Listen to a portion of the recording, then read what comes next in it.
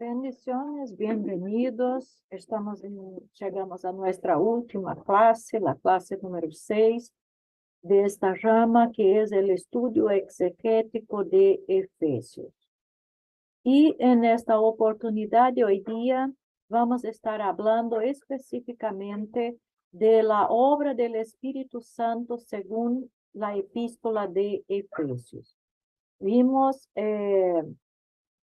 las enseñanzas generales de Pablo en la epístola, una parte doctrinal, una parte práctica.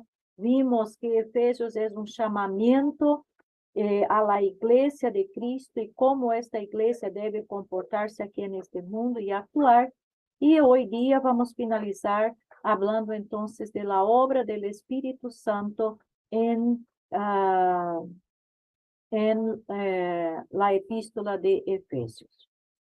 Ahora daremos una mirada panorámica a la obra del Espíritu Santo en la carta del apóstol Pablo a los Efesios. Un análisis sencillo del contexto, la estructura y los idiomas originales nos permitirá descubrir algunas facetas del obrar del Espíritu en el creyente. Ellas enriquecerán nuestro conocimiento para estar más conscientes de su presencia en nuestras vidas. El Espíritu Santo garantiza la herencia del creyente, conforme Efesios capítulo 1, del versículo 13, 14, capítulo 4, 30 y capítulo 2, versículo 22. Entonces, el apóstol Pablo inicia esta carta exponiendo la riqueza de la obra redentora de Cristo, planificada soberanamente desde antes de la fundación del mundo. Un elemento de esta bendición espiritual es la herencia de gloria futura que nos ha sido dada y garantizada por Dios a través del Espíritu Santo. Es Dios quien sella al creyente con el Espíritu como una garantía y seguridad de salvación. La morada del Espíritu en el hombre es entonces señal de que la persona ha oído, ha creído y por ende ha sido sellada. Los tres verbos en Efesios 1:13 que representan una secuencia del momento de salvación, y ahí están las palabras griegas, lo cual indica una consumación definitiva. En el siguiente versículo, versículo 14, se presenta al Espíritu como las aras de nuestra herencia, del griego aras. Es decir, un pago parcial realizado en el momento de la compra como anticipo y garantía de que el pago se dará por completo en su debido tiempo. El Espíritu Santo también adopta al creyente y lo acerca al Padre. Efesios 2:18. Uno de los problemas que aborda el apóstol en su epístola es la división cultural o racial que existía entre judíos y gentiles. Sin embargo, Pablo afirma que por medio de Cristo, los unos y los otros tenemos nuestra entrada al Padre, refiriéndose a que la obra redentora de Cristo también había alcanzado a los gentiles. Este acceso es un mismo espíritu, del griego evi, que tiene ahí la palabra, referente a una sola cosa o unidad, no dos o más, puesto que así como observamos en el segmento anterior, la tercera persona de la Trinidad también participa en el momento de salvación. Por el Espíritu Santo, según Pablo, somos adoptados por Dios y se nos afirma en nuestro ser interior que somos sus hijos. El hacerse al Padre, si bien es gracias a la obra de Cristo en la cruz, también es por la obra del Espíritu quien acerca al creyente al Padre, afirmando que ya no son extraños ni extranjeros, sino que son conciudadanos de los santos y son de la familia de Dios. El Espíritu Santo también revela el misterio de la salvación al creyente. La aceptación de los gentiles dentro de la familia de Dios era una verdad difícil de aceptar para los judíos creyentes en aquellos días. Lo que no se había revelado a generaciones anteriores, ahora ha sido revelado. Ahí tenemos la palabra griega, ser, o que quiere decir ser o llegar a ser conocido por el público, algo que anteriormente era conocido por pocos o que se trataba de mantener en secreto, a sus apóstoles y profetas por el Espíritu. O sea, ha sido revelado a sus apóstoles o profetas en el Espíritu. Está tratando de hablar del misterio, el misterio que estaba oculto por los siglos. El autor de dicha revelación, afirma Pablo, es el Espíritu Santo. Este es un respaldo de su mensaje, pues no solo él fue constituido apóstol mediante la voluntad de Dios, sino que también su mensaje provenía de Dios. El Espíritu Santo fortalece al creyente. Es necesario resaltar que la fortaleza que trae el Espíritu Santo al creyente tiene lugar en el hombre interior, contrario al hombre exterior, que se desgasta, figura que Pablo usa en 2 de Corintios 4:16. Esta referencia hace alusión al corazón del creyente, lugar donde está la esencia del hombre.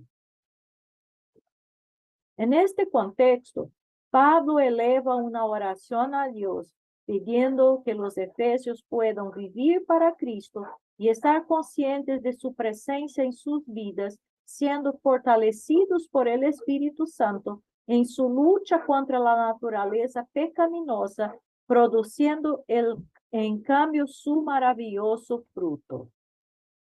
Asimismo, en Efesios 6, versículo 17, encontramos otra obra poderosa del Espíritu. Nos da la palabra. Aquí se hace una conexión entre la espada del Espíritu y la palabra de Dios. Pero es importante entender cómo están relacionadas.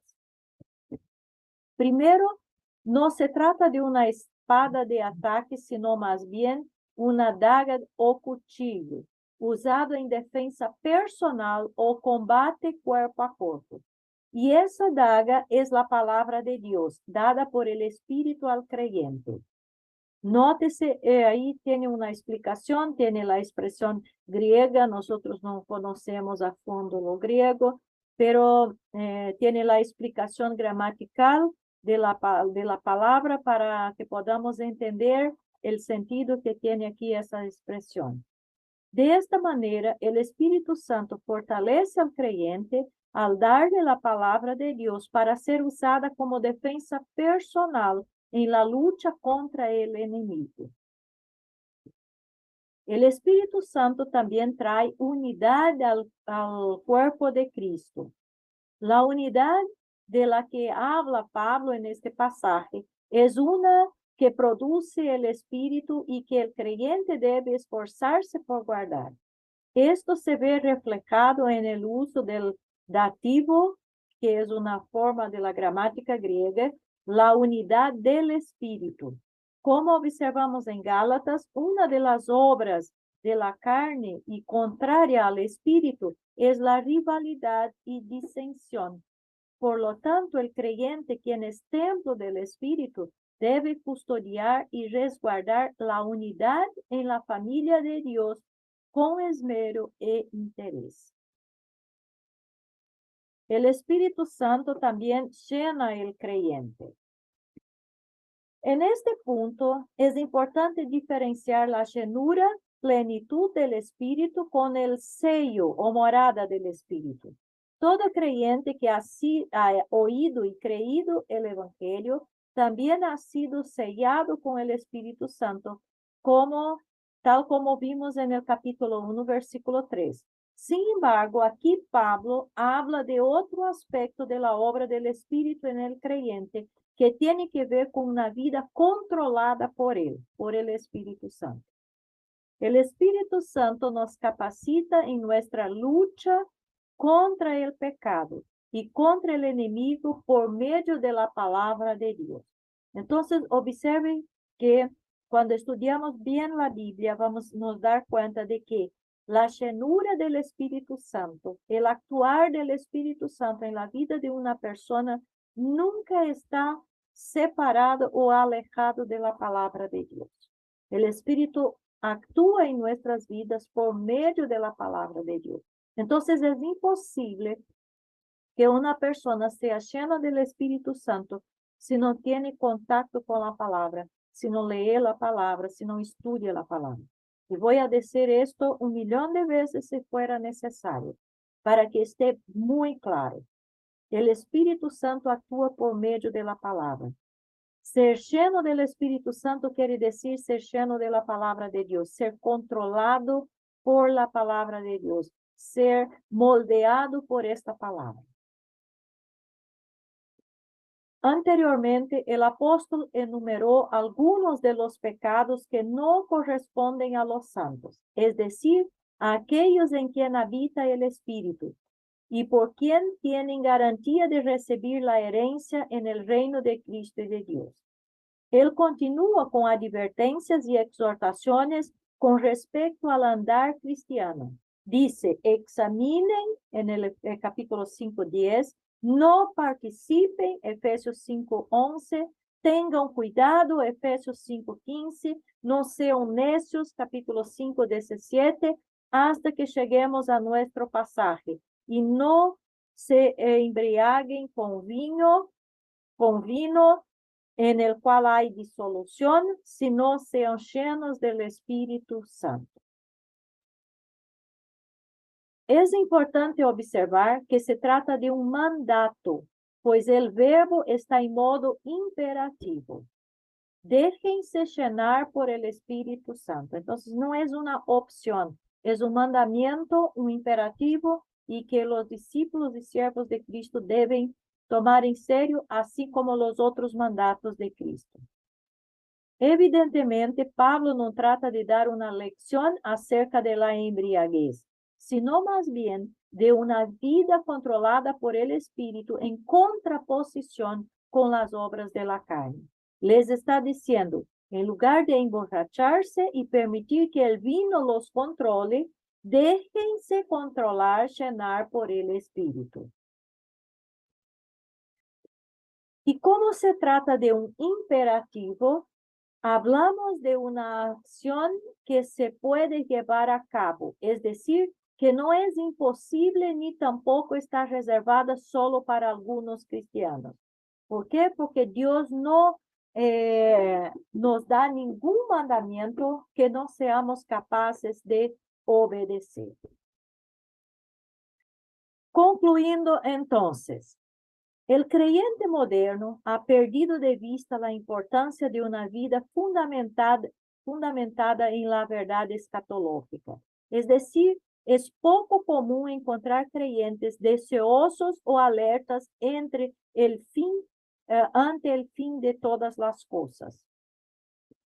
Esto implica no solo vivir atentos y a cuentas ante el inminente regreso de Cristo, sino también con vista en el glorioso futuro que nos espera. La herencia espiritual del creyente es tan abrumadora que debería motivarnos a vivir entregados a Cristo como hijos obedientes a quienes les ha sido revelado por el mismo Espíritu el misterio de la salvación. Por supuesto, la vida cristiana no es un camino fácil, ni aún teniendo una perspectiva escatológica de la vida. Por eso, dentro del plan divino estaba la obra del Paráclito, el Espíritu Santo, quien nos fortalece en la debilidad. Paráclito quiere decir el que está junto, que está al lado. Mientras nuestro ser interior se desgasta por las pruebas y el sufrimiento a causa del pecado en el mundo, nuestro ser interior se vitaliza por la obra del Espíritu aquel que también nos capacita en nuestras luchas contra el pecado y contra el enemigo por medio de la palabra de Dios. La vida del creyente debe ser entonces controlada por el Espíritu. No es una opción, sino un mandato del Altísimo. Déjense llenar por el Espíritu, sin apagarlo, como dice 1 de Tesalonicenses 5:19, y sin contristarlo, como leemos en Efesios 4:30.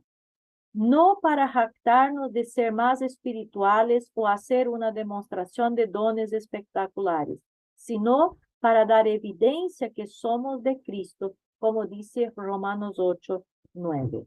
Y con esto finalizamos aquí esta clase y también el estudio de la epístola de Efesios. Bendiciones a todos, que les haya servido de edificación, que pueda fortalecer la fe y la vida de cada uno de ustedes. Y nos vemos en una próxima oportunidad. Bendiciones.